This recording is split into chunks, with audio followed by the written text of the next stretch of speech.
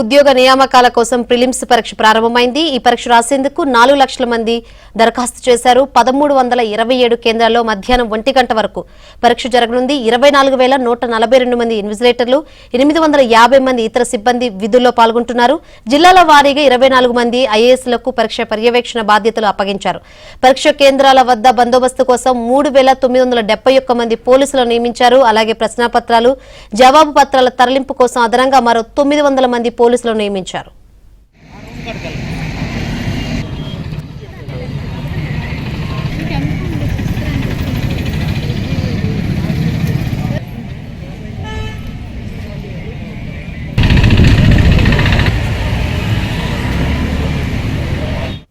లక్షల మంది దరఖాస్తు చేశారు. 1327 కేంద్రాల్లో మధ్యాహ్నం 1 గంట వరకు పరీక్ష జరగనుంది. 24,142 మంది ఇన్విజిలేటర్లు, 850 మంది ఇతర సిబ్బంది విధుల్లో పాల్గొంటున్నారు.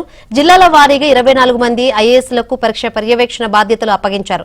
పరీక్ష కేంద్రాల వద్ద బందోబస్తు కోసం 3,971 మంది పోలీసులు నియమించారు. అలాగే ప్రశ్నాపత్రాలు, జవాబు పత్రాల తరలింపు కోసం అదనంగా మరో 900 మంది పోలీసులు నియమించారు.